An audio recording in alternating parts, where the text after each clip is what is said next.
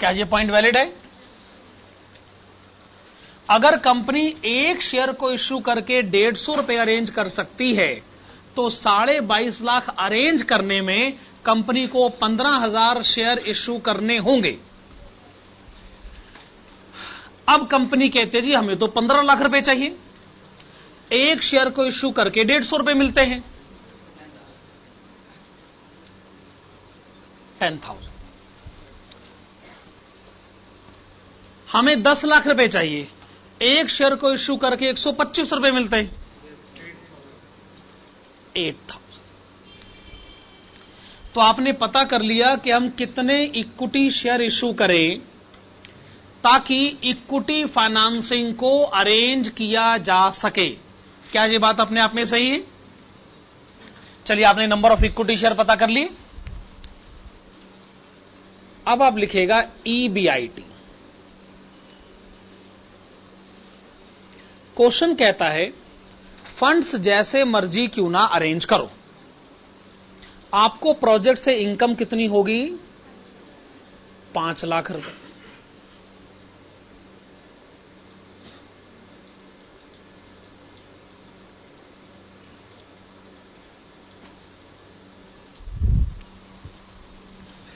आप क्या करिएगा, इसमें से अगर मैं इंटरेस्ट माइनस कर दूं तो इंटरेस्ट माइनस करते ही मुझे क्या पता चल जाएगा? EBT। फिर मैं 50% टैक्स माइनस कर दूंगा और मुझे पता चल जाएगा EAT। क्या ये बात सही है? एक बार EAT कैलकुलेट हो जाए बस, मैं EAT को नंबर ऑफ इक्विटी शेयर से डिवाइड करूंगा तो मुझे पता चल जाएगा EPS।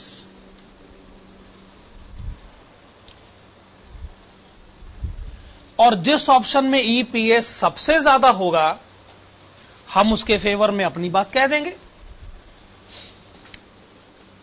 चलिए आइए इंटरेस्ट कैलकुलेट करना शुरू करते हैं। उसके लिए एक वर्किंग नोट बनाया जाए, कंप्यूटेशन ऑफ इंटरेस्ट। उसमें पहले ऑप्शन 1,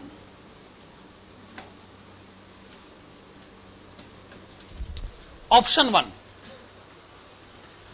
1 कहता है कि डेप्ट फाइनेंसिंग होनी चाहिए 2.5 लाख रुपए। 2.5 लाख है ना? अगर आपने 2.5 लाख का लोन लिया तो वो लोन किस रेट ऑफ इंटरेस्ट पर आपको मिल जाएगा? 10%। तो इंटरेस्ट का अमाउंट कितना हो गया? 25,000। ऑप्शन 2, ऑप्शन 2 में आप लोन कितना लेंगे? 10 लाख रुपए। 10 लाख रुपए ना? अब ये बताइए 10 लाख का लोन आप अरेंज कैसे करोगे? क्वेश्चन क्या कह रहा है? हम अपना ओपिनियन तो बाद में दें, क्वेश्चन क्या कह रहा है? क्वेश्चन में मैं जानना चाहता हूं जी, हम तो क्वेश्चन का आंसर दे रहे हैं, क्वेश्चन क्या चाहता है? क्वेश्चन में स्लैब रेट गिवन है। अगर आप ध्यान से देखें, स्लैब रेट गिवन है कि जी पहले 2.5 लाख का जो लोन होगा उस पे 10% लोन, उसके ऊपर 10% रेट है, और जो लोन 2.5 लाख और 10 लाख के बीच में होगा उसके ऊपर रेट ऑफ इंटरेस्ट 15% है। जैसे इनकम टैक्स एक्ट में कहा जाता ना, इतनी इनकम पर 0 टैक्स, उसके ऊपर इतनी इनकम पर 10% टैक्स, ऐसा कुछ कहा जाता ना। मैं भी वही कहने की बात कोशिश कर रहा हूं। क्वेश्चन ने कहा है पहले 2.5 लाख के लोन पर रेट ऑफ इंटरेस्ट है 10%, पर लोन तो 10 लाख है, तो हम कहेंगे जो पहला 2.5 लाख का लोन है उस पर रेट ऑफ इंटरेस्ट है 10%। अब वो लोन जो 2.5 लाख से ऊपर है लेकिन 10 लाख से ऊपर नहीं है, मैं इसको कह सकता हूं जो अगला 7.5 लाख का लोन है,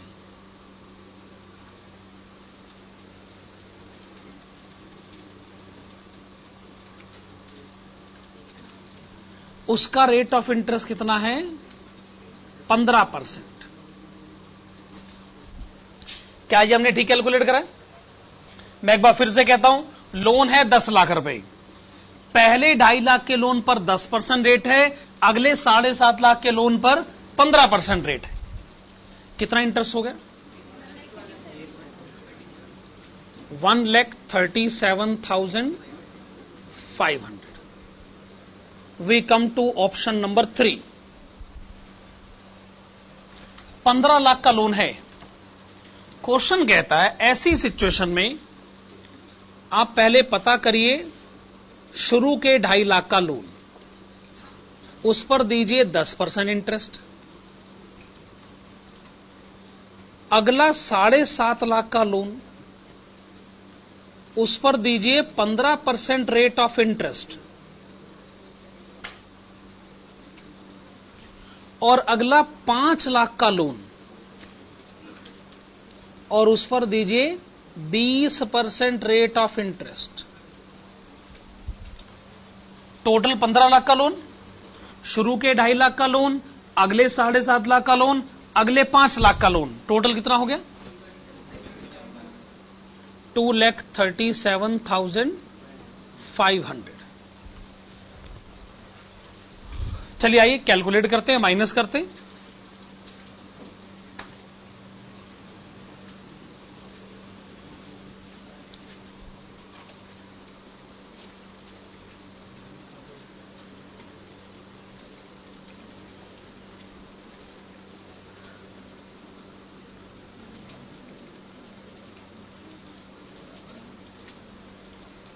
इंटरेस्ट माइनस करते ही आपको ईबीटी पता चलेगा। ऑप्शन 1 4,75,000, ऑप्शन 2 3,62,500, ऑप्शन 3 ऑप्शन 2 ठीक कैलकुलेट कर रहा हूं। हाँ, 2,62,500। चले आइए 50% टैक्स माइनस करते हैं। 2,37,500,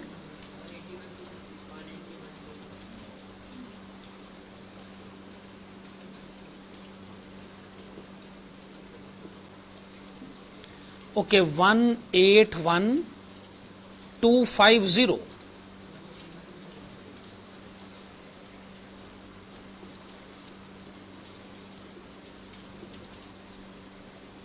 देन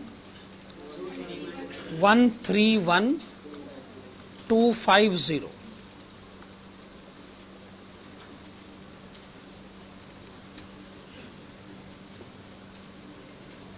हाँ जी, ये जो EAT है, आइए हम इसे नंबर ऑफ इक्विटी शेयर से डिवाइड करें। EAT है 2,37,500, नंबर ऑफ इक्विटी शेयर है 15,000, 15.83। Option 2 18.125, option 3 16.40, 16.40। तो आप बताइएगा कि ईपीएस सबसे ज्यादा कहां पर है? ऑप्शन 2 में। तो मोस्ट रेकमेंडेड कोर्स तो यही है कि आप इक्विटी फाइनेंसिंग करिए 15 लाख और डेब्ट फाइनेंसिंग करें 10 लाख। आइए हम इस बात को कंक्लूजन के तौर पे लिख लेते हैं। तो लिखिएगा कंक्लूजन। चलिए कंक्लूजन में लिखिएगा, since EPS is maximum, since EPS is maximum in option 2, since EPS is maximum in option 2, comma, it is advised to arrange additional funds. It is advised to arrange additional funds of rupees 25 lakhs. It is advised to arrange additional funds of rupees 25 lakhs in such a manner that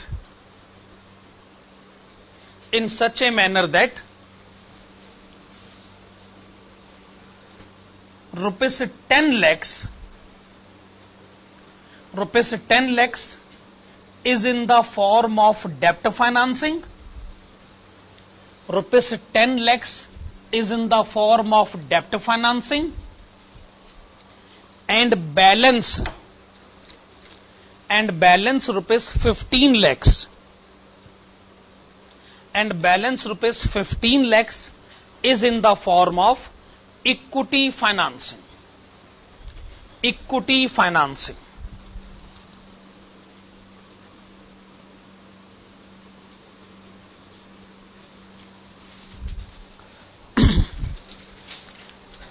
मैंने आपको बताई था थोड़ी देर पहले, question number 21 जो है बहुत important question है और इसका आंसर देने में हमको टाइम भी बहुत लगेगा,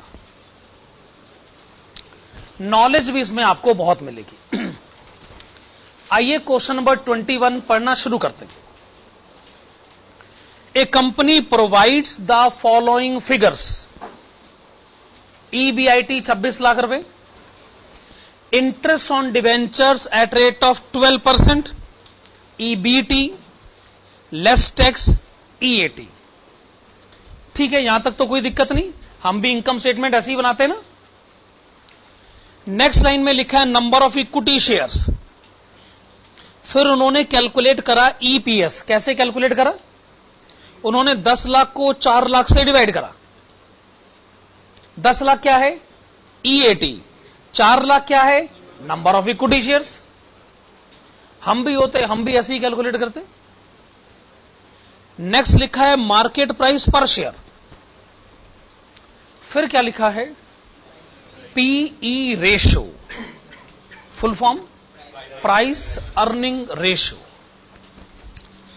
तो बात को आगे बढ़ाने से पहले जरा PE रेशियो के बारे में कुछ समझ लिया जाए। आपने मुझे फुल फॉर्म बताई दिया, प्राइस अर्निंग रेशियो। देखिए, PE रेशियो को आप सिर्फ समझने की कोशिश करिएगा, इसमें कुछ भी लिखने लायक कंसेप्ट नहीं। इसका अगर आपको फार्मूला ही जानना है तो फार्मूला है मार्केट प्राइस पर शेयर डिवाइडेड बाय EPS। जैसे आप ही ने कहा कि मार्केट प्राइस पर शेयर है 25 रुपए, क्वेश्चन में लिखा है, और अर्निंग पर शेयर कितना है? 2.5। तो PE रेशियो कैलकुलेट करा तो क्या आ गया? 10। ये 10 इन्होंने खुद कैलकुलेट करा है, ये हमने नहीं कैलकुलेट करा। जब पर जैसा मैं कह रहा हूं, एक्सप्लेनेशन बहुत होंगे, नॉलेज भी बहुत होगी। PE रेशियो 10 का मतलब यह है,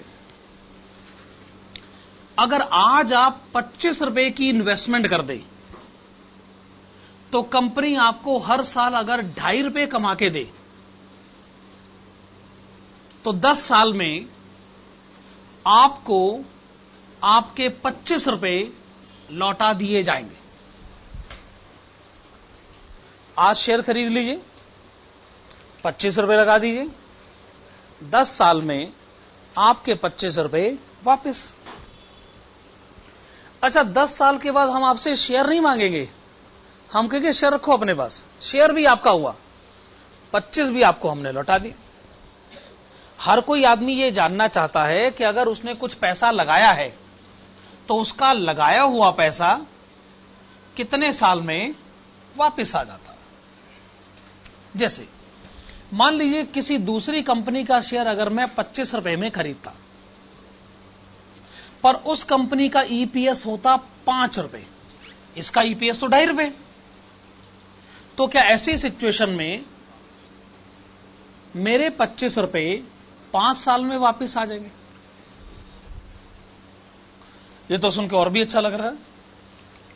तो अगर पी रेशो कम है तो ये नए शेयर होल्डर के लिए बड़े फायदे वाली बात है। नया शेयर होल्डर कहेगा अरे शेयर खरीदने का अच्छा मौका है, शेयर सस्ते दाम पे मिल रहा है, खरीद लो।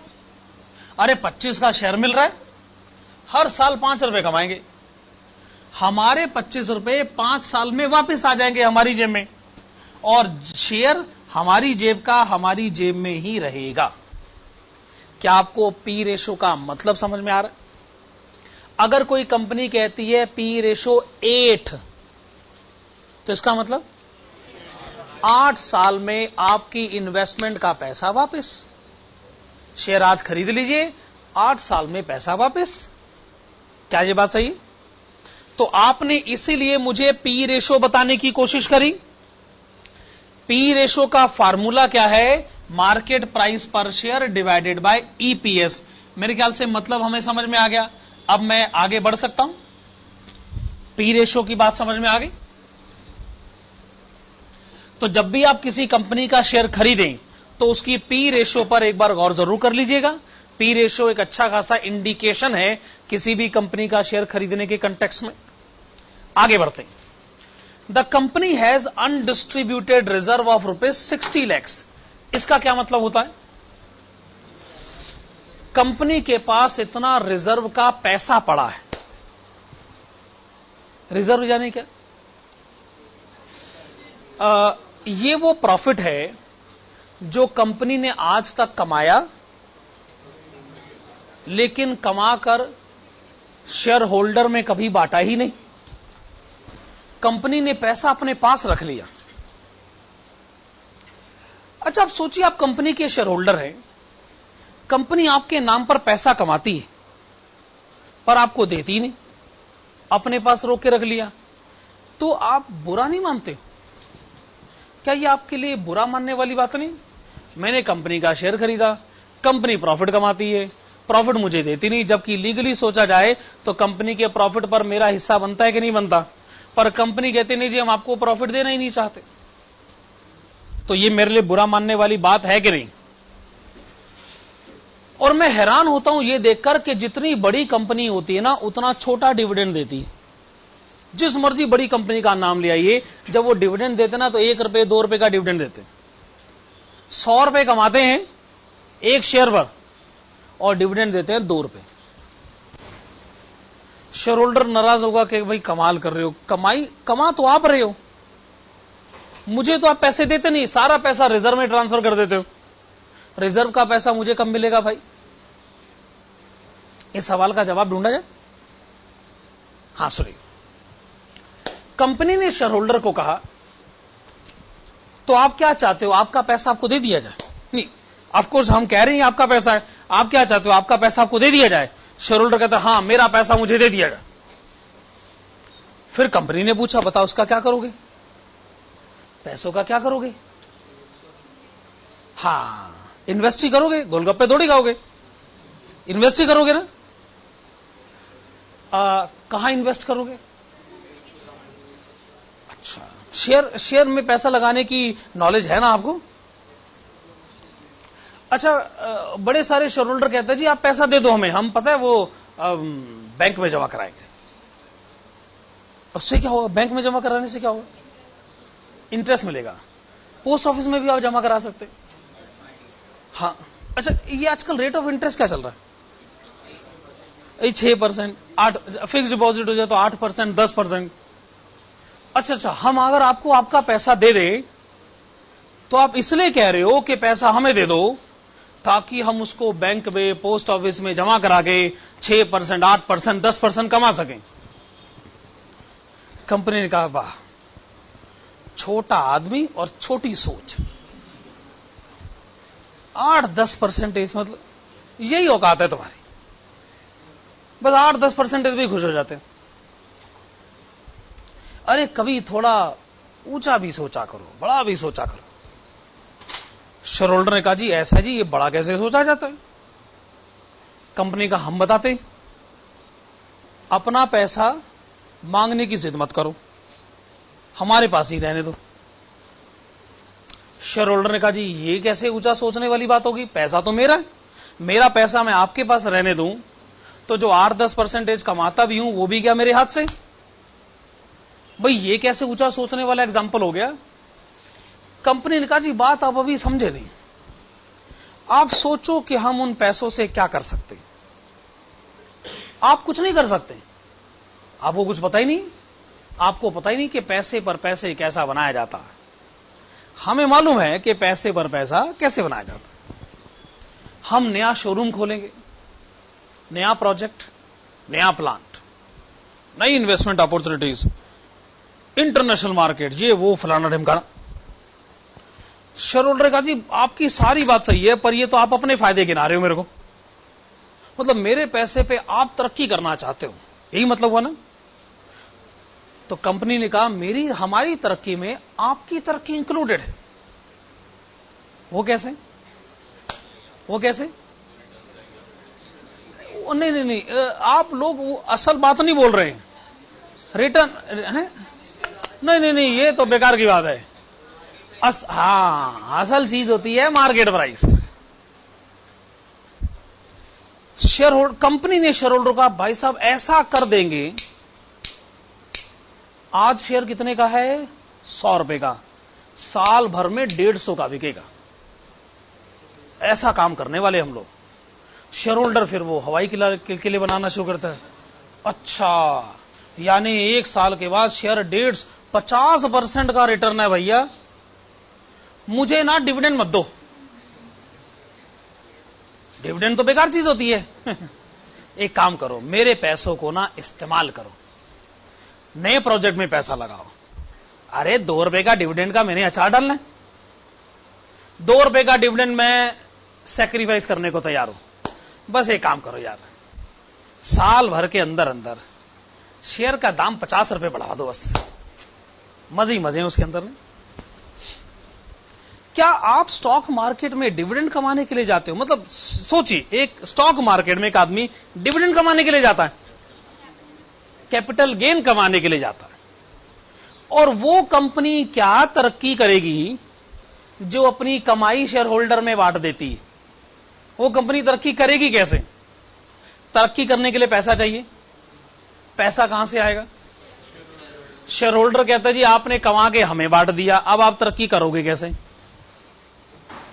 इसीलिए थोड़ा अकल से काम लो, डिविडेंड मत बांटा करो, उस पैसे को इस्तेमाल करो, तरक्की करो, आपका नाम बढ़ेगा, गुडविल बढ़ेगी, मार्केट प्राइस बढ़ेगा, हमें भी खुशी होगी, आपको भी खुशी होगी। ठीक बात है कि नहीं? तो इसका मतलब डिविडेंड पे करना बुरी बात होती है। अच्छी बात क्या है कि कमाओ, उसमें से थोड़ा सा डिविडेंड बांट दो। कुछ लोगों की ना असल में आदत है डिविडेंड बोलते रहते हैं, उनको थोड़ा डिविडेंड मिल जाए तो खुश हो जाते हैं, पर थोड़े से ज्यादा डिविडेंड मत बांटना, बाकी पैसा अपने पास संभाल के रखो, काम आएगा, फ्यूचर ग्रोथ में काम आएगा। क्या ये सारी बातें मैं सही कह रहा हूं ना? तो आगे से आप डिविडेंड पेमेंट को कभी भी पॉजिटिवली मत सोचिएगा। अरे आप इन्फोसिस के रिकॉर्ड उठा के देख लीजिए, उस कंपनी ने आज तक डिविडेंड दिया ही कितना है और कमाया कितना है। एक आदमी कहता है जी मान लो मैं जो कमाता हूं सारा खा जाता हूं, सारा खर्च कर देता हूं, तो क्या वो आदमी जिंदगी में कभी तरक्की करेगा? तो वो कंपनी अगर जो कमाती है सब शेयर होल्डर में डिविडेंड बांट देती है, क्या वो कंपनी कभी तरक्की कर सकती है? रिलायंस ने तरक्की क्यों करी है? क्योंकि उसने कमाया, पर कमाई शेयर होल्डर्स में बांटी नहीं, उस कमाई को उसने इस्तेमाल किया अपनी ग्रोथ के लिए, और उसकी ग्रोथ में शेयर होल्डर की ग्रोथ इंक्लूडेड थी, है कि नहीं? अगर अंबानी ब्रदर्स दुनिया के अमीर लोगों में काउंट होते हैं तो इसलिए नहीं काउंट होते कि उन्होंने कंपनी से डिविडेंड बहुत कमाया, इसलिए काउंट होते हैं कि उनके शेयर का मार्केट प्राइस बहुत ज्यादा हो गया, उनकी वेल्थ उनके मार्केट प्राइस पर तय हुई है, डिविडेंड पर तय नहीं हुई। आइए क्वेश्चन को आगे बढ़ते हैं। हाँ जी,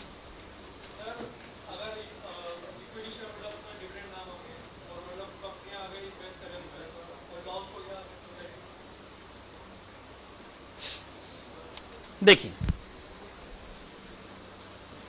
अगर आप किसी कंपनी का इक्विटी शेयर खरीदते हो तो क्या सोच के खरीदते हो कि जी ये वापस अगर नहीं भी आया ना तो मैं कहीं शिकायत करने नहीं जाऊंगा भाई साहब। और जो आदमी रिस्क ले नहीं सकता उसको स्टॉक मार्केट में आना भी नहीं चाहिए। कंपनी के साथ तो कुछ भी हो सकता है जी, कुछ भी हो सकता है। कल को अर्थक्वेक भी आ सकता है, फिर सारे सपने धरे के धरे रह जाएं। जिन्होंने रिस्क लिया है उन्होंने ही सूनर और लेटर वेल्थ भी एक्यूमुलेट करी। ये मैं शुरू से कहता रहा हूं कि स्टॉक मार्केट में आप जाइए और सिर्फ उतना पैसा लेके जाइए कि जिस पर आप रिस्क ले सकते, जिसके चले जाने का आपको दुख नहीं होगा, तो वो लोग फायदे में रहते हैं सूनर लेटर। हाँ जी, देखो जी, मान लीजिए हमने 10 रुपए कमाए। अब हमने शेयर होल्डर से पूछा, हाँ जी क्या करना है? शेयर होल्डर कहता है जी देख लो क्या करना। हमने कहा चलो एक काम करते हैं, 1 रुपया डिविडेंड दे देते हैं, 9 रुपया रोक लेते। 9 रुपए की हम अपनी ग्रोथ में इस्तेमाल कर लेंगे। हो सकता है शेयर होल्डर ये कहे जी इसे 1 रुपए की भी क्या जरूरत है, सारे 10 रुपए इस्तेमाल करो। पर वो जो बुढ़े बुढ़े शेयर होल्डर होते हैं ना, जिनकी वो पुरानी माइंडसेट होती, कहता नहीं अरे यार थोड़ा डिविडेंड तो आना चाहिए, समझा करो घर का खर्चा चलाना होता है। हमने कहा चलो ठीक है यार, एक काम करते हैं, झगड़ा नहीं करते, चलो 1.5 रुपए का डिविडेंड दे देते हैं, 8.5 रुपए रोक लेते हैं। और ये कंपनी की मीटिंग में यही झगड़ा होता है, 10 रुपए में से कितना दें, कितना रोक लें, यानी 10 में से कितना दें और कितना रोक लें। जो रिस्क टेकिंग पर्सन है वो कहता है जी कुछ मत दो, बाद में अपने आप आ जाएगा, अभी कुछ मत दो। लेकिन जो कंजर्वेटिव लोग हैं वो कहते हैं अभी कुछ तो दे दो भाई, बाकी पैसा रोक लो। दोनों की अपनी अपनी सोच है। तो क्या ये ईपीएस का ही बंटवारा नहीं हो रहा? ईपीएस की तो 2 हिस्से हो रहे हैं कि उसमें से डिविडेंड कितना देना है और पैसे को रोकना कितना है। चलिए अब आगे बढ़ते हैं। The company needs ₹20 lakhs for expansion. Company को 20 लाख रुपए और चाहिए अपने आप को एक्सपेंड करने के लिए। This amount will earn the same rate as funds already employed. बड़ी इंपॉर्टेंट स्टेटमेंट है, अंडरलाइन करिएगा। This amount will earn the same rate as funds already employed. You are informed that डेप्ट equity ratio higher than 35% pulls the P ratio down to 8 and raises the interest rate on entire additional amount borrowed at 14%. You are required to ascertain the probable price of the share if number 1, additional funds are raised as loan, number 2, amount is raised by issuing equity shares। और नीचे note में क्या कहा गया है? डेप्ट equity ratio is equal to long term डेप्ट divided by capital employed.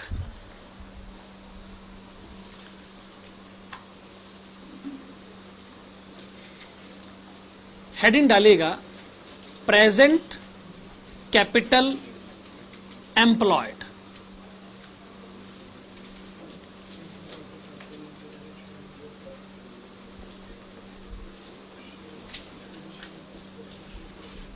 चलिए heading डालेगा प्रेजेंट कैपिटल एम्प्लॉयड, यानी प्रेजेंटली आपकी कंपनी में कैपिटल का कितना पैसा लगा हुआ है, प्रेजेंट कैपिटल एम्प्लॉयड।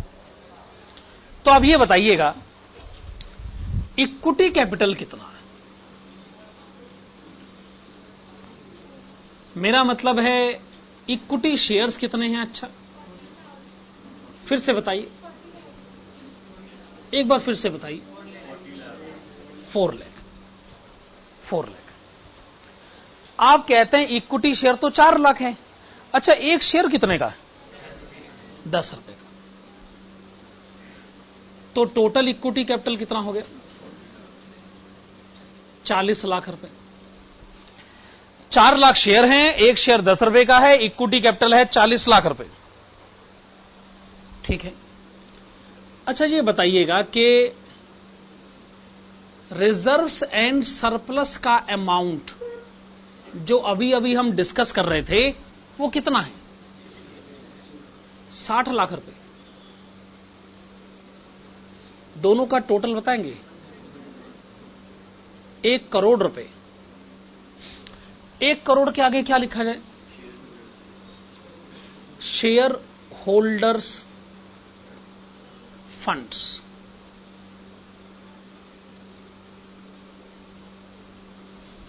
आपने 1 करोड़ के आगे क्या लिखा? Share holders funds. मैं भी कभी सोचा करता था ये reserves and surplus share holder fund का हिस्सा कैसे हो सकता? अकाउंट्स ने कभी मुझे ढंग का जवाब दिया ही नहीं, और मुझे इसका जवाब फाइनेंशियल मैनेजर, जब मैं पैसों के बारे में सोचने लगा तो मुझे जवाब मिल गया। जब तक मैं डेबिट और क्रेडिट में अपने आप को उलझा रहा था मुझे जवाब ही नहीं मिला, लेकिन जब बात पैसों की आ गई तो जवाब आ गया। शेयर होल्डर्स ने कहा कि भाई साहब हमने तो आपको 40 लाख ही दिए थे, इस बीच आपने हमारे नाम पर 60 लाख कमाए और वो आपने दबा के रख लिए, हमें दिए ही नहीं आज तक। इसका मतलब आज की डेट में आपके पास हमारे 1 करोड़ रुपए पड़े, 40 लाख तो हमने दिए थे आपको, और 60 लाख रुपए आपने हमारे रोक लिए, हमारे नाम पर कमाए, हमको दिए ही नहीं। इसका मतलब हमारे आपके पास 1 करोड़ रुपए पड़े। माना हमने 40 लाख दिए थे, पर आपने भी तो हमारे 60 लाख रोक लिए। जब हम फाइनेंस के पास गए तो फाइनेंस ने इसे हमें बड़े अच्छे ढंग से समझाया। आपने कुछ पैसे दिए, कुछ पैसे उन्होंने रोक लिए, दोनों मिलाकर सोचा जाए तो कंपनी के पास शेयर होल्डर के 1 करोड़ रुपए पड़े हैं। ठीक बात है ना? ये हो गया जी शेयर होल्डर फंड्स। आओ इसमें हम ऐड करें डिबेंचर्स। डिबेंचर्स ऐड करते। देखो जी, इनकम स्टेटमेंट में लिखा है हम ना 6 लाख का इंटरेस्ट देते हैं और वो 12% है, मतलब 6 लाख रुपए अपने आप में 12% है।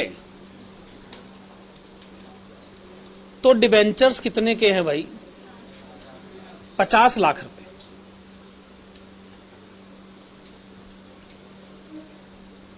टोटल कितना हो गया? 1 करोड़ 50 लाख। इसके सामने लिख लो प्रेजेंट कैपिटल एम्प्लॉयड। इसका मतलब कंपनी में 1.5 करोड़ का कैपिटल लगा है। कंपनी के पास 1.5 करोड़ रुपए हैं। 1 करोड़ शेयर होल्डर के, 50 लाख डिवेंचर होल्डर के। क्या ये बात मैं सही करूं? कंपनी के पास 1.5 करोड़ का कैपिटल है, कैपिटल, वो भी एट प्रेजेंट, वो भी एट प्रेजेंट। अच्छा ये बताइएगा, कंपनी प्रेजेंटली कितना कमा लेती है हर साल? कितना? 26 लाख। ये आपको कहां से पता चला? अच्छा, ईबीआईटी। अच्छा, जब हम कहते हैं कंपनी कितना कमा लेती है तो कमाई का तो मतलब ईबीआईटी होता ना।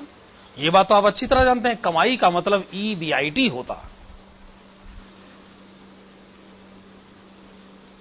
फिर लिखेगा प्रेजेंट, ROCE।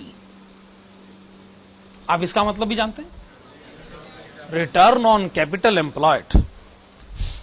फार्मूला भी आप अच्छी तरह जानते हैं, पर फार्मूला छोड़ो, सीधा कैलकुलेट करो। 26 लाख की कमाई और 1.5 करोड़ का कैपिटल, 26 लाख की कमाई, 1.5 करोड़ का capital, 17.33%।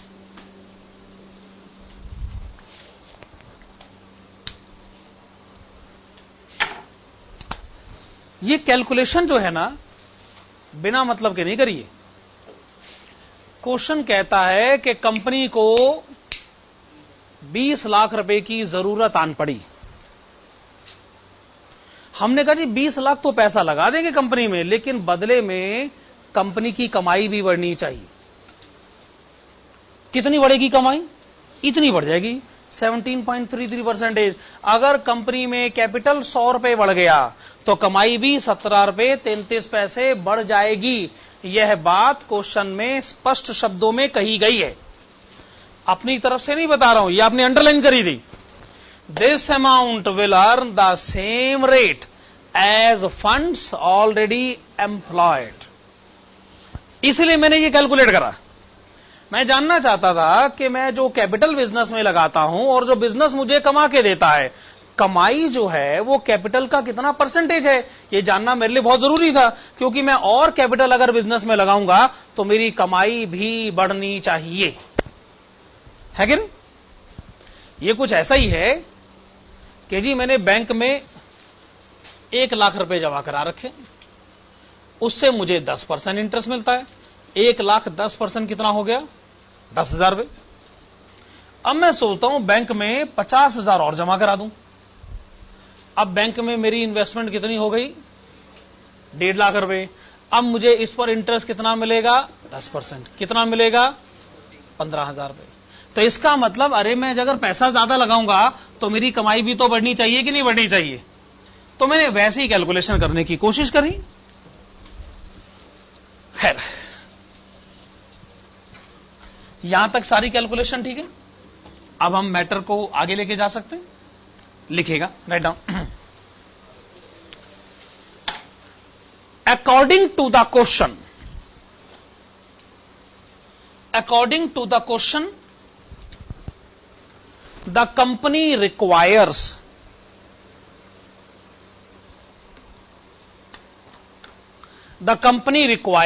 additional funds.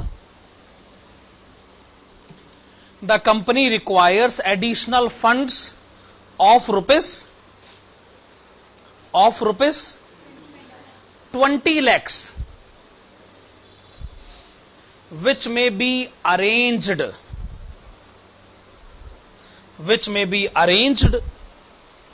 by following two methods.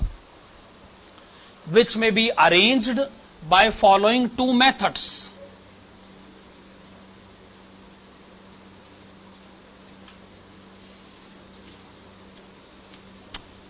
लिखेगा मेथड 1। तो 20 लाख को अरेंज करने के 2 मेथड हो सकते हैं।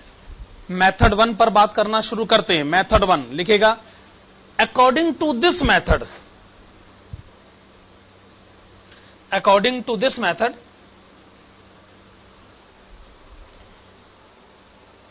according to this method, comma, rupees 20 lakhs may be arranged by issue of new equity shares.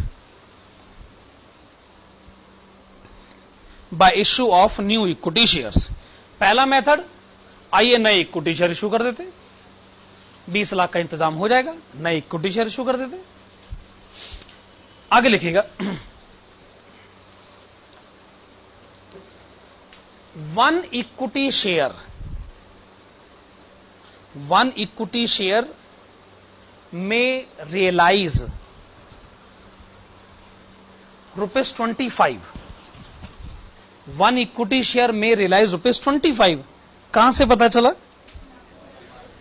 आपकी कंपनी का मार्केट प्राइस 25 रुपए है, हो सकता है फेस वैल्यू 10 रुपए होगी, कोई बात नहीं, 15 का प्रीमियम डाल दीजिएगा। एक शेयर को इश्यू करके 25 रुपए अरेंज करे जा सकते हैं। अपने को कितने चाहिए? 20 लाख। 20 लाख के लिए मुझे कितने इक्विटी शेयर इश्यू करने चाहिए? 80,000 ना, 80,000 ना। एक बार फिर सही, अपने को चाहिए 20 लाख, एक शेयर देगा 25 रुपए, तो हमें इश्यू करने हैं 80,000 इक्विटी शेयर। तो लिखेगा, hence the company will be required the company will be required to issue the company will be required to issue 80,000 equity shares. The company will be required to issue 80,000 equity shares.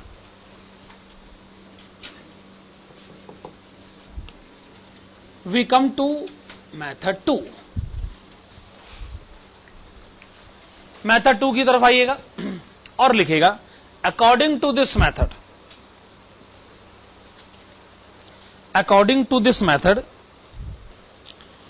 ₹20 lakhs may be arranged.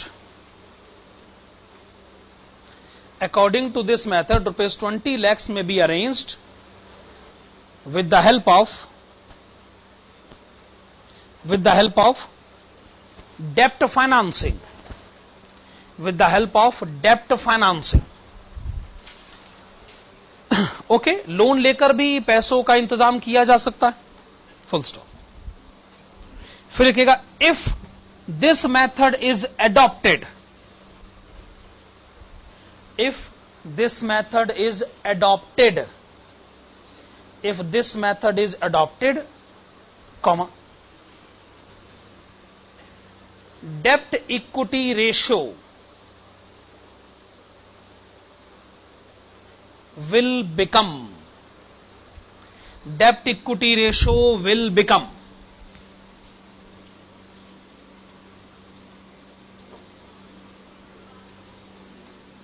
देखिए क्या question में डेप्ट equity ratio का formula दे रखा है? क्या दे रखा है? लॉन्ग टर्म डेप्ट डिवाइडेड बाय कैपिटल एम्प्लॉयड. हो सकता है कि आप इस फार्मूले से एग्री ना करते हो. आपको हो सकता है ये लगे जी हमने तो कोई और फार्मूला पढ़ रखा था.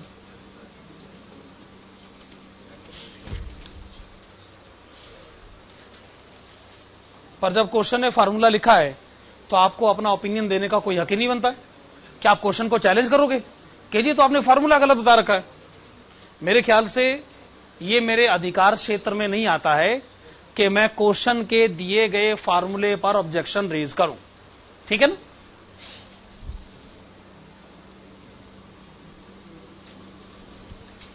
ये आप लोगों ने लिख लिया. अच्छा देखिए, प्रेजेंटली लॉन्ग टर्म डेब्ट कितना है? 50 लाख रुपए. क्या ये बात सही? प्रेजेंटली कैपिटल कितना है? 1.5 करोड़ रुपए. ये बात भी ठीक है. अच्छा बताइएगा 50 लाख 1.5 करोड़ का कितना परसेंटेज होता? 1/3 33 एंड 1/3%. पर मैंने सुना है कि आपने 20 लाख का और लोन लिया है. मेथड 2 की बात कर रहा हूं, मेथड 1 की बात नहीं कर रहा हूं. अगर आपने 20 लाख का लोन लिया तो जो लोन पहले 50 लाख था अब टोटल लोन कितना हो जाएगा? 70 लाख रुपए. क्या मेरी बात सही है? 20 लाख का लोन लेने के कारण आपका कैपिटल भी 20 लाख बढ़ जाएगा. अब आपका टोटल कैपिटल कितना हो जाएगा?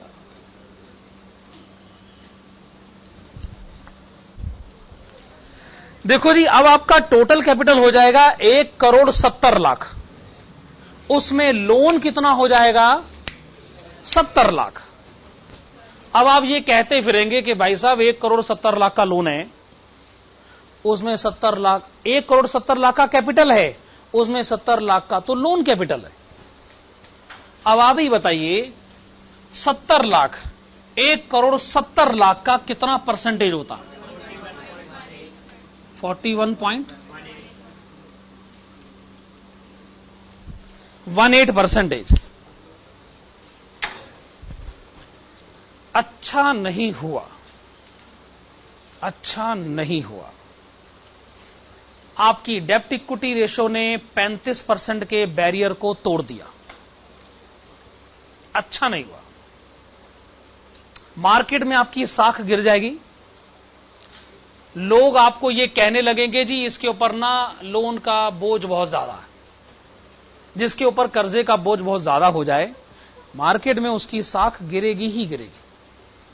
वही मैं कह रहा हूं, अच्छा नहीं हुआ आपने 35% का बैरियर तोड़ दिया। अच्छा, आप ओरिजिनली 35% का बैरियर नहीं तोड़ रहे थे, क्योंकि ओरिजिनली 1.5 करोड़ में 50 लाख का लोन था, तो आप 35% से नीचे थे, है ना। लेकिन अगर आपने 20 लाख का लोन लिया, तो जो हालात बनकर निकलेंगे वो आपको ये कहेंगे कि आपके टोटल कैपिटल में इतना परसेंटेज तो बाहर वालों का पैसा लगा हुआ है, आप बहुत बड़े कर्जे में। मार्केट में आपकी साख गिर गई। इससे क्या होगा? लोग लोन देना बंद कर देंगे आपको। जो आदमी के ऊपर पहले बहुत बड़ा कर्जा चढ़ा हो, लोग लोन देना बंद कर देंगे, और जो लोन देंगे हां, वो हायर रेट ऑफ इंटरेस्ट की डिमांड करेंगे। आपने पहले से एक लोन ले रखा है 12% के रेट पर, तब तक हालात नियंत्रण में थे, कंट्रोल में थे आपके। हालात आउट ऑफ कंट्रोल हो रहे हैं, लोग आप पर विश्वास नहीं करेंगे। हां, अगर आप उनको लालच दें, अभी तो 12% के रेट पर लोन मिला हुआ है, अब आपको लोन का रेट कितना ऑफर करना होगा? 14%, clearly mentioned in the question, है ना। मैंने कहा ही है, डेब्ट इक्विटी रेशियो आपके लिए एडवर्स हो गई है। आपको लोन मिलेगा, लेकिन रेट ऑफ इंटरेस्ट ज्यादा लगेगा। क्या आप मेरी बात समझ पा रहे हैं मैं क्या कह रहा हूं? लिखेगा सिंस डेब्ट equity ratio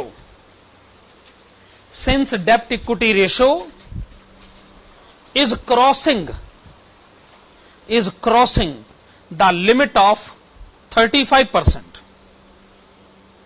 Since debt equity ratio is crossing the limit of 35%, comma, the additional loan of rupees 20 lakhs,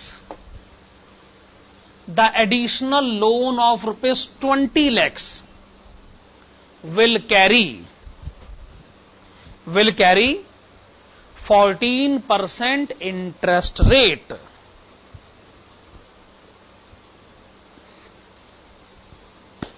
हां, तो पहला मेथड इक्विटी शेयर इश्यू करें, 80,000 इक्विटी शेयर इश्यू करें, एक शेयर 25 रुपए के रेट पर इश्यू करें।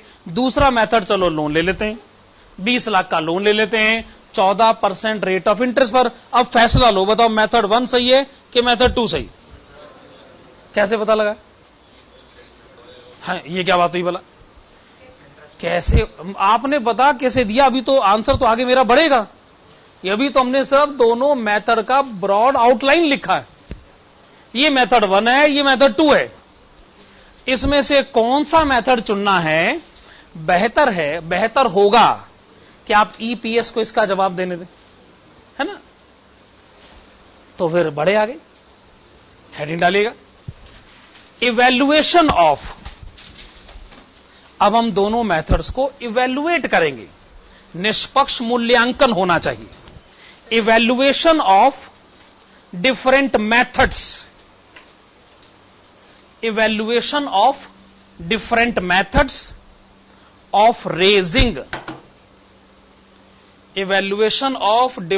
methods of raising additional funds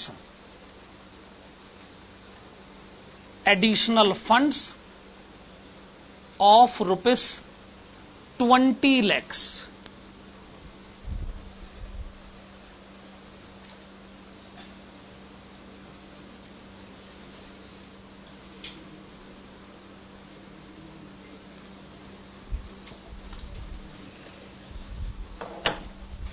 Particulars method 1 and method 2.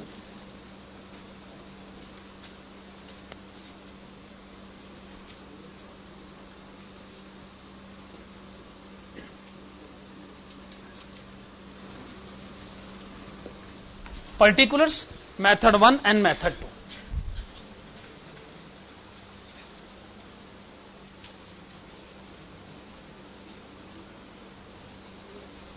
EBIT,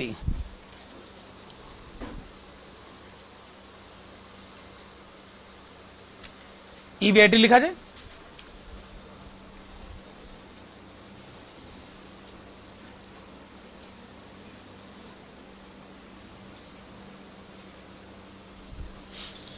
हां जी, आपने मुझे अभी अभी रिटर्न ऑन कैपिटल एम्प्लॉयड बताया है 17.33%।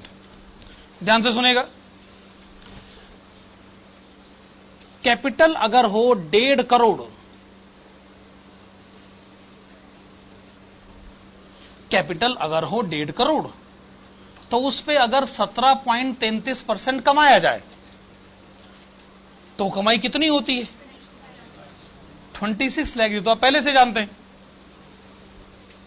पर अब कैपिटल 1.5 करोड़ थोड़ी है। अब कैपिटल कितना है? 1,70,00,000। अब ठीक है। अब कमाई 26 लाख थोड़ी होगी भाई। 26 लाख की कमाई तो पहले होती थी। अब कमाई कितनी होगी? 1,70,00,000 का 17.33%। ये बताइए।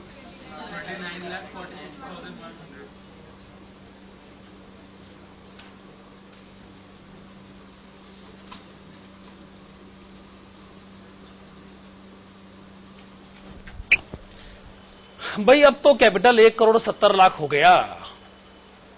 कमाने का रेट तो वही है 17.33%। अब कमाई होगी 29,46,100 रुपए। इक्विटी शेयर होल्डर कहता है वो तो ठीक है, वो ईपीएस बताओ कितना होगा, क्योंकि फैसला तो ईपीएस ने लेना है। हमने कहा जल्दी किस बात की, अभी पहुंचते हैं ईपीएस पर, पहले इंटरेस्ट तो माइनस कर लें।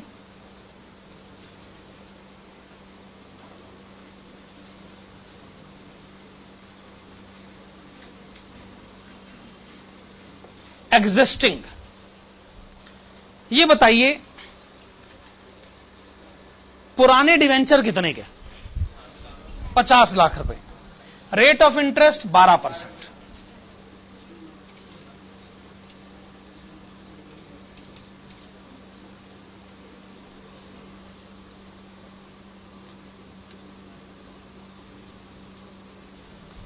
₹6,00,000। ये इंटरेस्ट तो पहले से चला रहा है भाई, ये तो पुराना इंटरेस्ट है।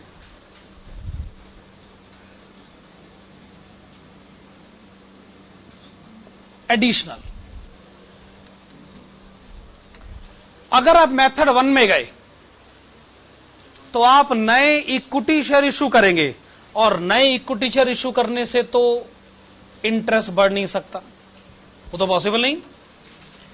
अगर आप मेथड 2 में गए तो आप 20 लाख का लोन लेंगे 14% के रेट पर। अच्छा, 2,80,000।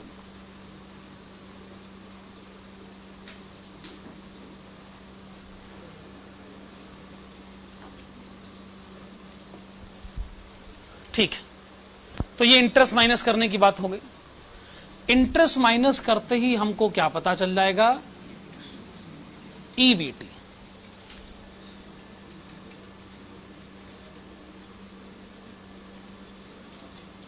₹23,46,100 एंड 20,66,100। टैक्स का रेट कितना? 50%।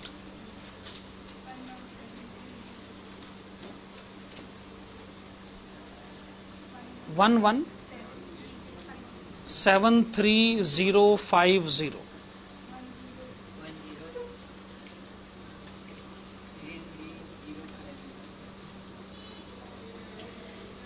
1,03,3050।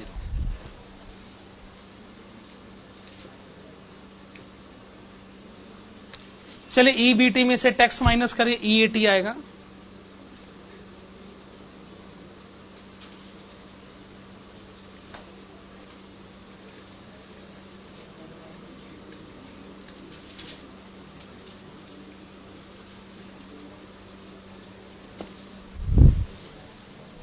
अब क्या लिखा जाए? Number of equity shares. अच्छा ये बताइएगा, कितने इक्विटी शेयर पहले से थे? आपने कहा पहले से थे इक्विटी शेयर 4 लाख, तो मेथड 2 में लिखिए कि इक्विटी शेयर्स हैं 4 लाख। आपने इक्विटी शेयर बढ़ाए क्यों नहीं? मेथड 2 में जब इक्विटी शेयर ने इशू करे ही नहीं तो इक्विटी शेयर बढ़ कैसे सकते? मेथड 1 में आपने 80,000 नए इक्विटी शेयर इशू करे थे, 4 लाख तो पहले ही थे, 4,80,000। अब ठीक है, अब आइए EAT को नंबर ऑफ इक्विटी शेयर से डिवाइड करें। EPS 2.44 2.58। तो अब आप किसके फेवर में? क्यों? EPS ज्यादा है। पर अभी मैं आपका ओपिनियन बदल देता हूं। देखिए, मैंने आपको इस क्वेश्चन में एक मैसेज दिया था कि ना डिविडेंड के पीछे भागना बंद करो, EPS के बेसिस पे कंक्लूजन देना बंद करो। बड़े क्वेश्चंस हो गए जिन पर EPS पर फैसला हो गया। EPS से ज्यादा बड़ा फैक्टर कौन सा होता है? Market price. डिविडेंड होता ही क्या है? EPS होता ही क्या है? इसलिए EPS के बेसिस पर आगे से हम फैसला देना बंद कर रहे हैं। हम फैसला देंगे मार्केट प्राइस के बेसिस पर। अपने को डिविडेंड भले ही कम दे दो, लेकिन मार्केट प्राइस ज्यादा होना चाहिए कि नहीं? अब मार्केट प्राइस कैसे निकलेगा? बहुत आसान है। क्वेश्चन में PE रेशो कितना गिवन है? 10, पर वो कहते हैं PE रेशो हो जाएगा 8 अगर डेप्ट इक्विटी रेशो ने 35% का बैरियर तोड़ दिया तो। और मेथड 2 में ऐसे ही हालात बने हैं। वैसे PE रेशो कितना है? 10, पर मेथड 2 में 8।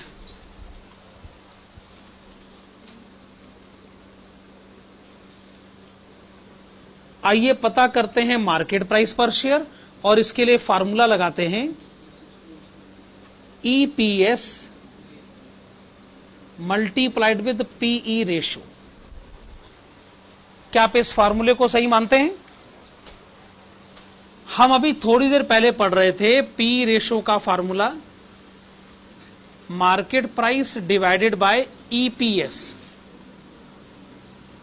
अगर आप मार्केट प्राइस जानना चाहते हैं तो उसका फार्मूला होना चाहिए PE मल्टीप्लाइड विद EPS। चलो मल्टीप्लाई करके बताओ।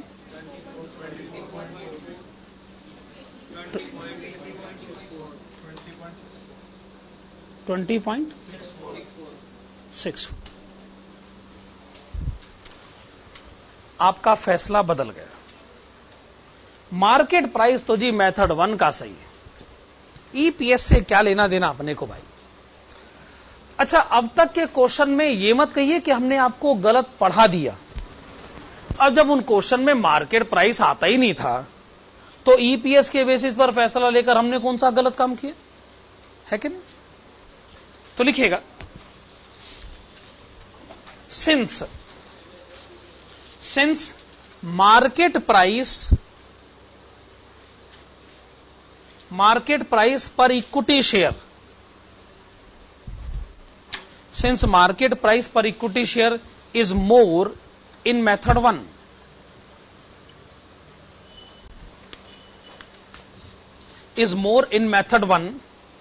comma, it is advised to arrange additional funds. It is advised to arrange additional funds of rupees 20 lakhs by way of equity financing by way of equity financing.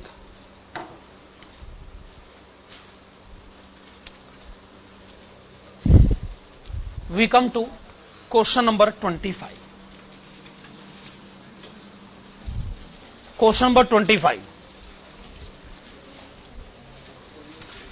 Okay, question number 25. The following figures of Krish Limited are presented to you. Earnings before interest and tax 23 lakhs. उसमें से पहले उन्होंने minus करा debenture interest 8% के rate पर, long term loan interest 11% के rate पर. Profit before tax given है, उसमें से इनकम टैक्स माइनस करा 50% के रेट पर, प्रॉफिट आफ्टर टैक्स आ गया. नंबर ऑफ इक्विटी शेयर्स लिखा, ईपीएस कैलकुलेट करा, मार्केट प्राइस पर शेयर लिखा, पी रेशो. अब तक तो ऐसा लग रहा है जैसे पिछला क्वेश्चन ही है. Next page. The company has undistributed reserves and surplus of ₹20 lakhs.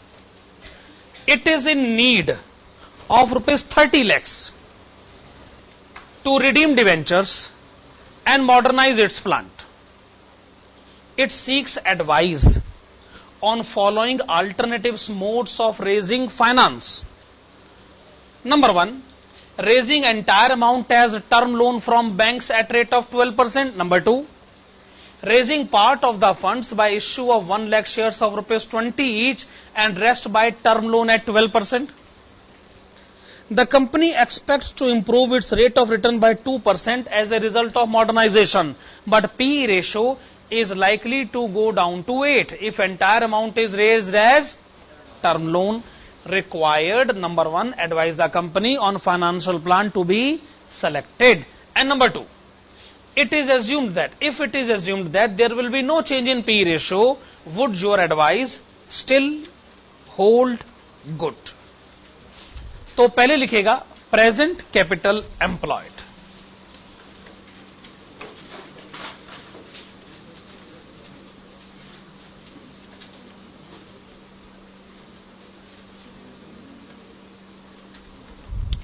Start करते हैं इक्विटी कैपिटल से.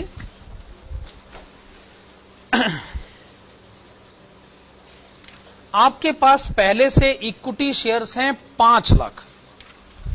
आपके पास पहले से इक्विटी शेयर्स हैं 5 लाख.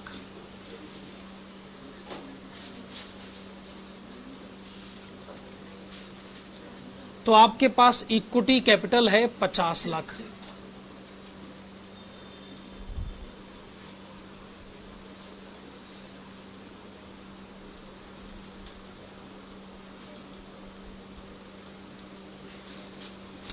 रिजर्व्स एंड सरप्लस, तो आपके पास पहले से रिजर्व्स एंड सरप्लस कितना है? 20 लाख रुपए.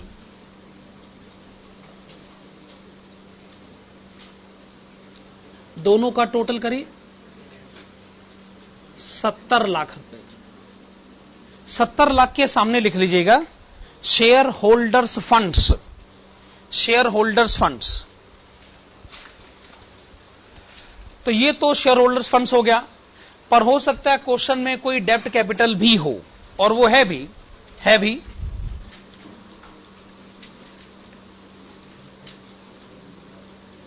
आप डिवेंचर्स पर इंटरेस्ट देते हैं 80,000 रुपए. आप इंटरेस्ट देते हैं 8%. तो डिवेंचर्स कितने के रहे होंगे? 10 लाख रुपए.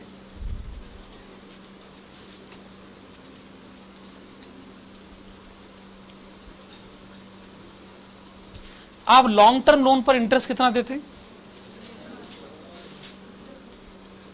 कितना इंटरेस्ट देते हैं?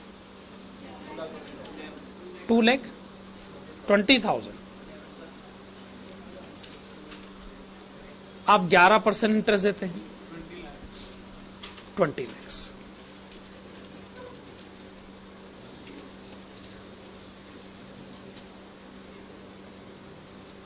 टोटल हो गया 1 करोड़ रुपए. 1 करोड़ के आगे लिखेगा प्रेजेंट कैपिटल एम्प्लॉयड. तो कंपनी में पहले से 1 करोड़ का कैपिटल इन्वेस्टेड है. कंपनी पहले से कितनी इनकम अर्न कर रही है?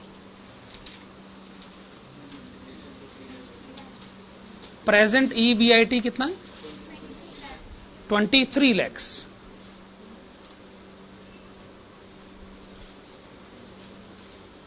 अच्छा, 1 करोड़ का कैपिटल है, 23 लाख की इनकम। तो फिर तो आप मुझे प्रेजेंट ROCE भी बता सकते हैं।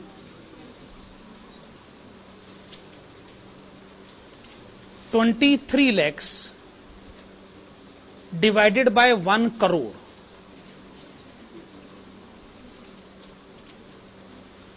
into 100, this is equal to 23%। Okay, आपने बताया 23%, दिस इज 23%। ठीक, 1 करोड़ का कैपिटल, 23 लाख की कमाई, यानी इस समय आप इनकम अर्न कर रहे हैं जितना कैपिटल बिजनेस में लगा है उसका 23%। ठीक बात। मैंने सुना है आपको 30 लाख रुपए चाहिए, क्या करेंगे क्या उसका? 30 लाख रुपए में से 10 लाख रुपए तो डिवेंचर को रिडीम करने में इस्तेमाल करें, बाकी कितना बच गया उसका क्या करोगे? प्लांट मॉडर्नाइज करोगे। तो सोच के जवाब दीजिएगा, जो कैपिटल अभी 1 करोड़ है अब वो कितना हो जाएगा? 1 करोड़ 20 lakhs के 30 lakhs?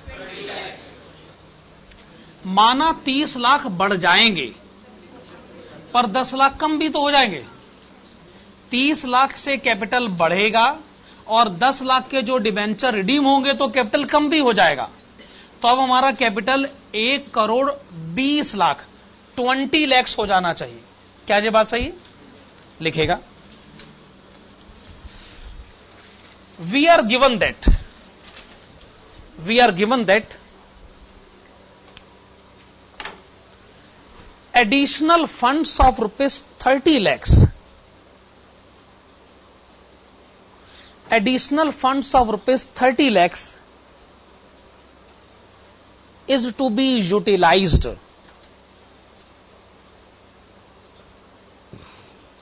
additional funds of rupees 30 lakhs is to be utilized for following purposes,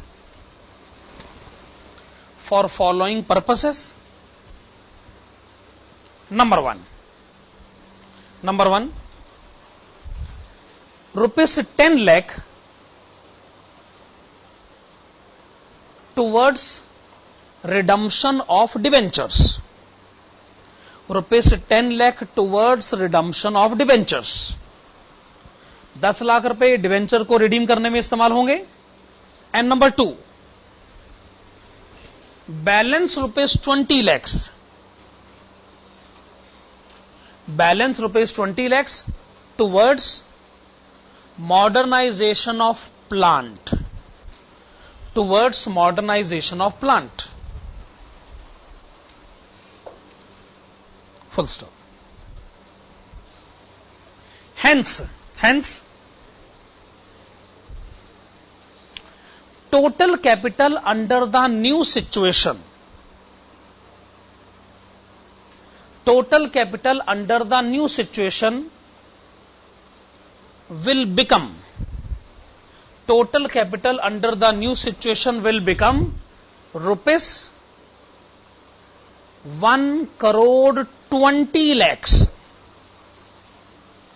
1 crore 20 lakh रुपए। ब्रैकेट्स में लिखिएगा 1 crore plus 30 lakhs minus 10 lakhs, 1 crore plus 30 lakhs minus 10 lakh। तो नए सिस्टम में अब हमारा बिजनेस में कैपिटल हो जाएगा 1 करोड़ 20 लाख। आगे लिखिएगा, we are also given that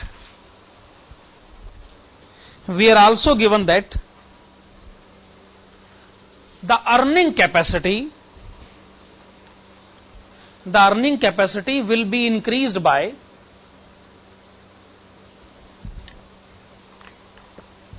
will be increased by 2%. That is, it will now become 25%. हमारी पहले से अर्निंग कैपेसिटी 23% है, अब 25% हो गई। मैं ये कहना चाहता हूं, पहले हम कितना कमाते थे? कैपिटल का 23%। अब हम कितना कमाएंगे? कैपिटल का 25%। मत भूलिए, कैपिटल भी आपका बढ़ गया। कैपिटल अब 1 करोड़ नहीं है, कैपिटल अब 1 करोड़ 20 लाख है। अर्निंग कैपेसिटी अब 23% नहीं 25% हो गई। ठीक बात है? तो फैसला करो फिर, किस बात का फैसला करना है? 30 लाख रुपए कैसे लाएं? आपने ये तो बता दिया 30 लाख खर्च कहां कर रहे हैं। अब ये भी बता दो 30 लाख रुपए कैसे लाएं। 30 लाख लाने के 2 तरीके हैं। एक तरीका, और 30 लाख का लोन ले लेते हैं। दूसरा तरीका, थोड़ा इक्विटी थोड़ा लोन, दोनों को मिक्स करके ना। तो 30 लाख को अरेंज करने के 2 तरीके हैं, हमें उन दोनों तरीकों को इवैल्यूएट करना है। तो हेडिंग डालेगा, इवैल्यूएशन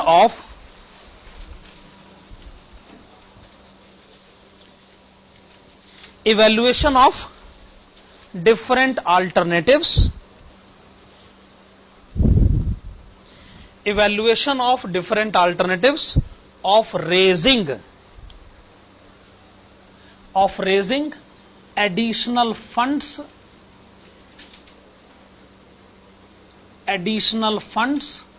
of rupees 30 lakhs.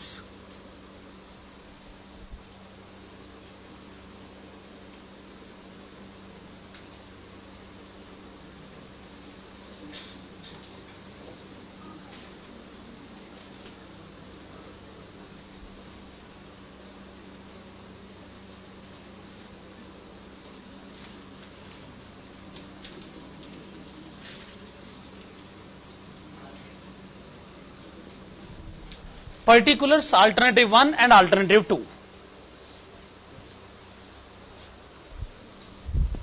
शुरुआत करते हैं EBIT से।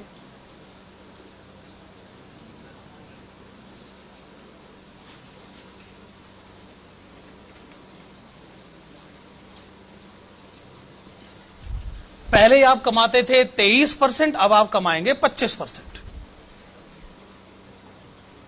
कैपिटल हो चुका है 1 करोड़ 20 लाख रुपए, उसका 25% कितना होगा? 30 लाख।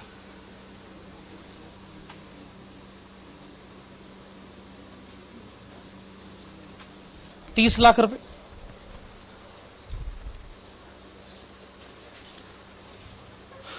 आपकी इनकम में अच्छा खासा इंक्रीज हुआ है। वैसे कहां आपकी इनकम पहले सिर्फ 23 लाख रुपए थी, अब आपकी इनकम 30 लाख हो गई।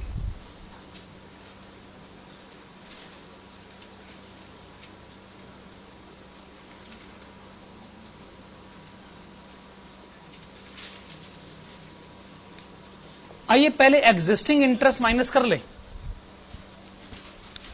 वैसे पुराने डिवेंचर्स तो अब रहे नहीं, आपने तो उनको रिडीम कर दिया ना, तो जब वो डिवेंचर्स नहीं है तो इंटरेस्ट भी नहीं होगा। पर पुराना लॉन्ग टर्म लोन तो अभी भी है। 20 लाख रुपए का 11%, 2,20,000 रुपए।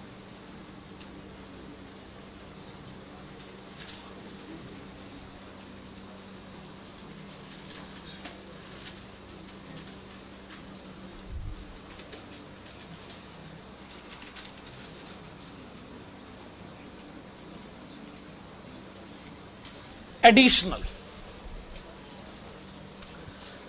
अगर आपने 30 लाख रुपए पहले अल्टरनेटिव से अरेंज करे, पूरे 30 लाख रुपए का लोन होगा और 12% रेट होगा।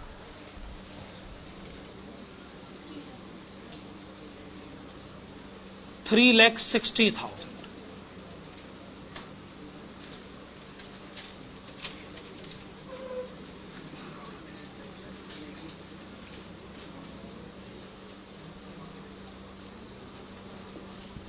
क्या ये बात सही? अगर आपने सेकंड अल्टरनेटिव को पिक करा तो उसमें लोन का अमाउंट है 10 लाख रुपए और रेट ऑफ इंटरेस्ट है 12%।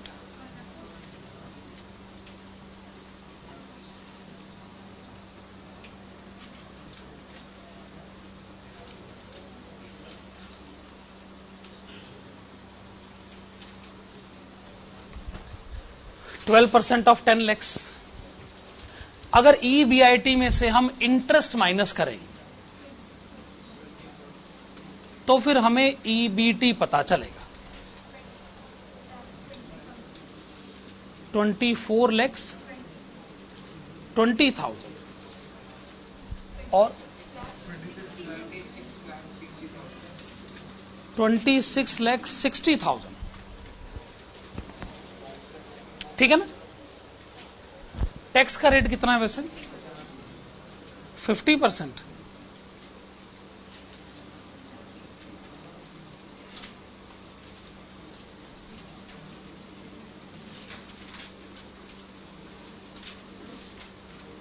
$12,10,000, 13,30,000।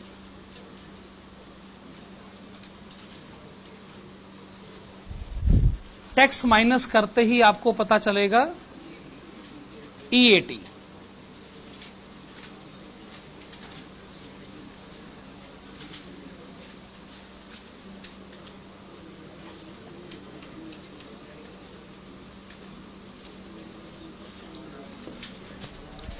$12,10,000 and 13,30,000।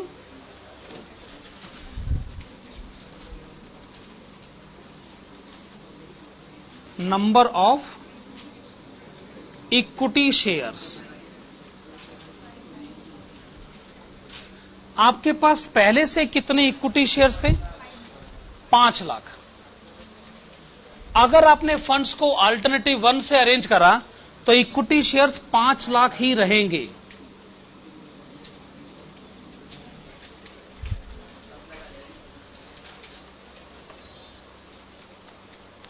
इक्विटी शेयर्स 5 लाख है और 5 लाख ही रहेंगे। पर अगर आप अल्टरनेटिव 2 में गए तो आप नए इक्विटी शेयर इश्यू करोगे 1 लाख। अब इक्विटी शेयर्स कितने हो जाएंगे? 6 लाख। चलिए EAT को नंबर ऑफ इक्विटी शेयर से डिवाइड करिए और EPS बताइए। 2.42,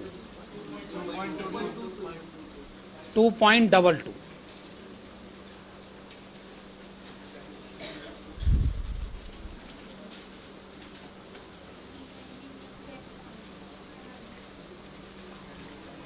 PE जैसा क्वेश्चन ने हमको बताया है वैसे तो PE ओरिजिनली 10 था, पर अगर आपने अल्टरनेटिव 1 को अडॉप्ट किया तो PE 8 हो जाएगा।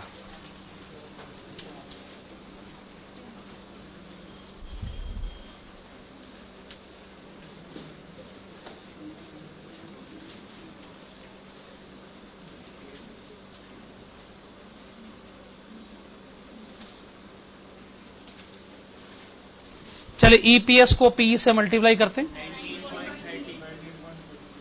19.36।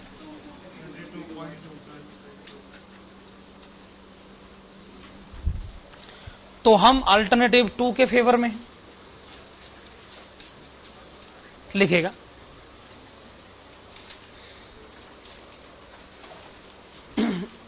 It is recommended to arrange the funds. It is recommended to arrange the funds as per alternative 2. It is recommended to arrange the funds as per alternative 2 because EPS will be more in such a case. EPS will be more in such a case. Sorry, market price per share. Market price per share will be more market price per share will be more in such a case.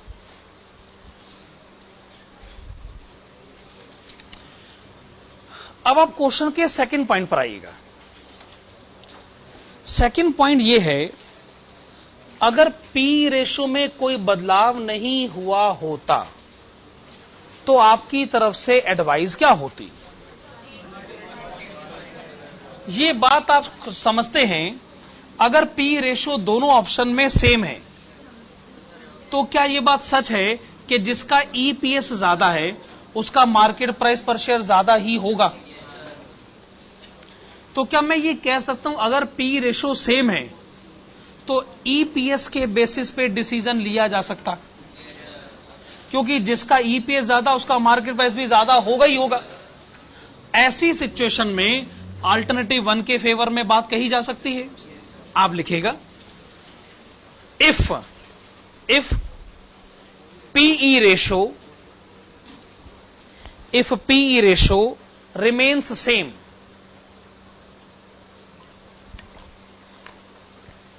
if PE ratio remains the same, comma, the decision may be taken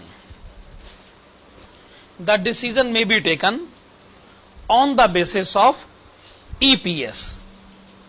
The decision may be taken on the basis of EPS. Full stop. Hence, it is recommended to arrange funds. It is recommended to arrange funds as per alternative 1. As per alternative 1, because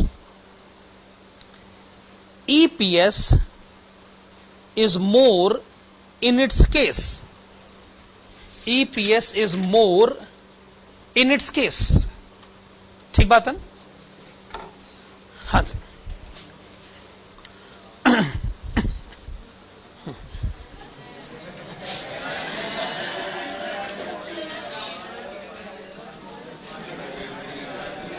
तो जैसा मैंने आप लोगों को कहा था,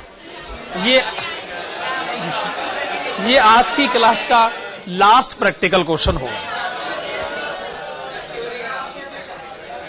मैंने आपको यही कहा था ना कि आज की क्लास में ये क्वेश्चन हो गए। क्वेश्चन नंबर 18 तो भाई मैं करा के रहूंगा, क्योंकि मुझे मालूम है कि इस क्वेश्चन का आंसर 10-15 मिनट से ज्यादा का टाइम लेगा नहीं। आपकी क्लास का टाइम 8:30 बजे तक मेरे साथ है। उस हिसाब से भी सोचे तो क्लास 15 मिनट जल्दी ही छूटेगी। अभी सिर्फ 8 ही बजे हैं। आप जितनी देर और करेंगे उतना टाइम और आगे बढ़ेगा, क्योंकि ये तो हो नहीं सकता कि मैं क्वेश्चन करवाऊं ना। Question number 18, A company currently has equity share capital of ₹25 lakh consisting of 25,000 equity shares of ₹100 each. The management is planning to raise another ₹20 lakhs to finance a major program of expansion through one of 4 possible financing plans. These options are: number 1, entirely through equity shares; number 2, ₹10 lakh raised through ordinary shares and balance ₹10 lakh through long-term borrowings at 8%. Number 3, ₹5 lakh through ordinary shares and ₹15 lakh through long-term borrowing at 9% per annum. Number 4, ₹10 lakh through ordinary share and ₹10 lakh through preference share with 5% dividend. Company's expected EBIT will be ₹8 lakh. Assuming tax rate of 50%, determine EPS in each case and give your comments. आप heading डालेंगे computation of EPS, computation of EPS under different options, under different options of raising additional funds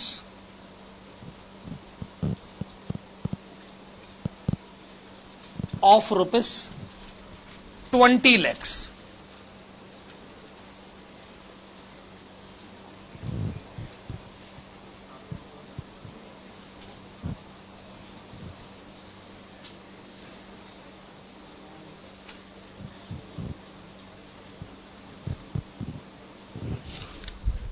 हाँ जी, option first, second, third and fourth.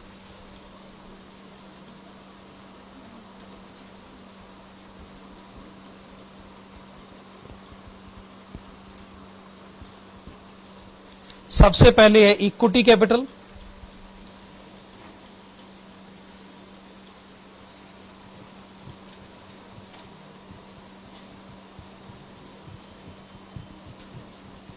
Eight % long term loan, 9% long term loan. उसके बाद क्या है? 5% preference capital.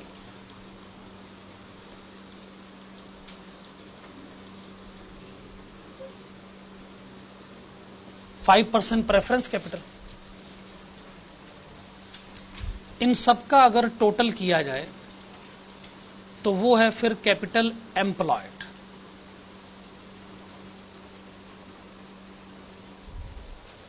इन सबका total हो गया कैपिटल एम्प्लॉयड। अच्छा, प्रेजेंटली आपके पास इक्विटी कैपिटल कितना है? प्रेजेंटली 25 लाख रुपए।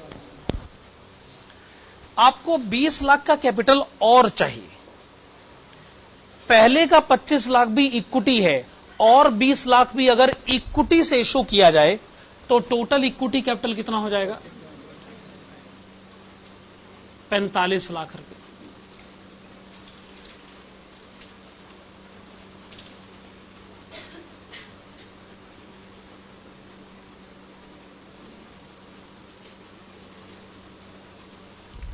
ऑप्शन सेकंड, पहले 25 लाख इक्विटी, वो कहते हैं 10 लाख के और इक्विटी शेयर, 25 लाख 10 लाख, तो ऐसे तो टोटल इक्विटी कैपिटल 35 लाख रुपए हो जाएगा। बाकी बचे 10 लाख कहां से आएंगे? 8% लॉन्ग टर्म लोन से।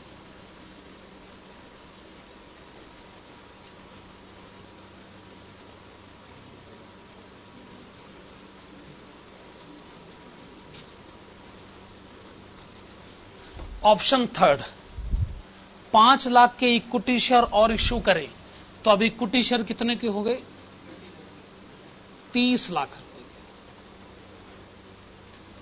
बाकी 15 लाख 9% लॉन्ग टर्म लोन से।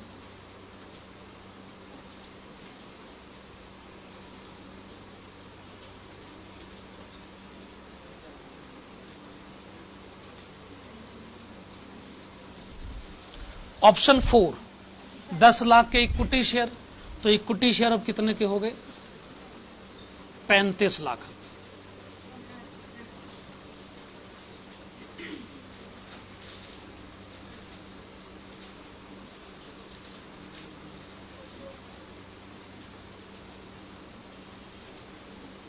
खैर फंड्स आप जैसे मर्जी क्यों ना अरेंज कर लीजिए, बिजनेस से आपको प्रॉफिट कितना हुआ करेगा? 8 lakhs।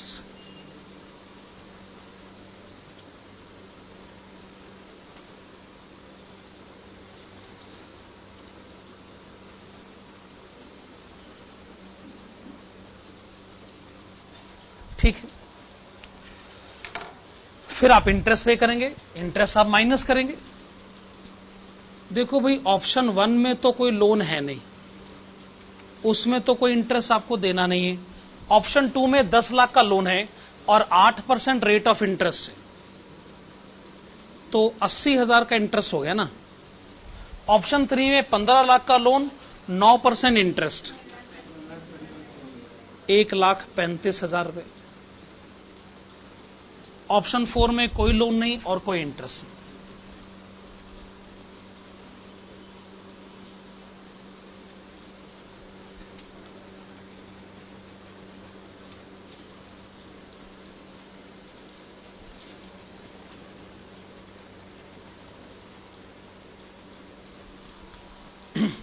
तो हम ईबीटी इस तरीके से कैलकुलेट कर लेंगे।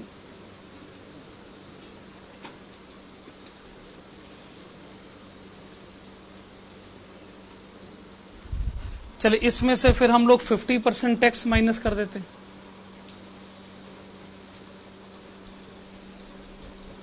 50% टैक्स कितना हो गया जी? 4 लाख। ऑप्शन 2 में कितना हो गया? 3,60,000। 3,37,000 सॉरी 3,32,500 एंड 4 lakhs।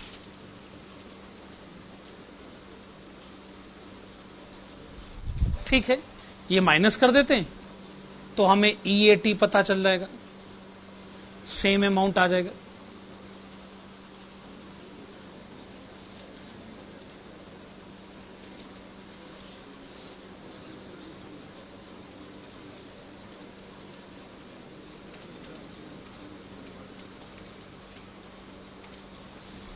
इसमें से क्या माइनस करें? Preference dividend. प्रेफरेंस डिविडेंड जो है वो सिर्फ चौथे ऑप्शन में है, लास्ट ऑप्शन में है।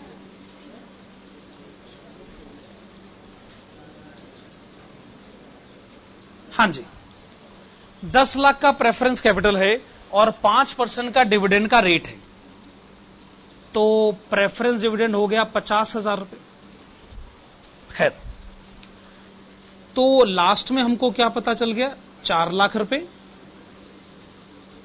3,60,000 रुपए, 3,32,500 रुपए, 3,50,000 रुपए।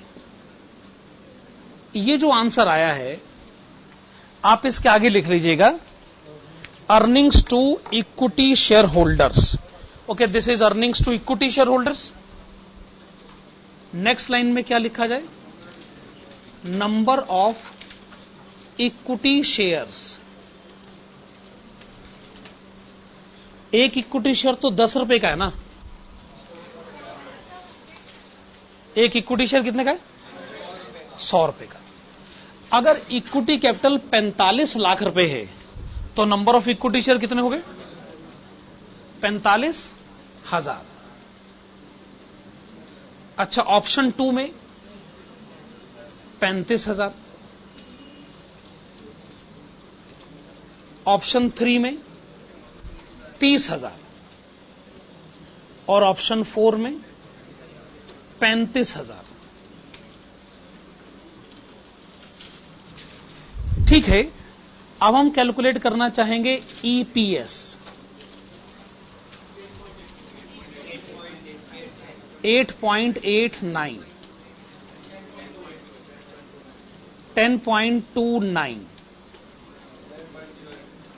11.08 एंड 10। और आप कौन सा ऑप्शन पिक करना चाहेंगे?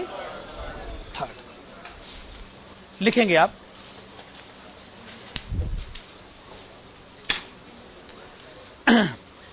it is recommended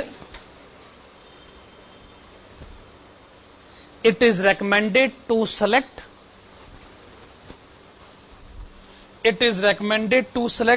option third of raising the funds. It is recommended to select option third of raising the funds because maximum EPS will be obtained. Maximum EPS will be obtained in its case. Maximum EPS will be obtained in its case. आप इस chapter का आप कोई भी रिविजरी question attempt कर सकते हैं। Thank you.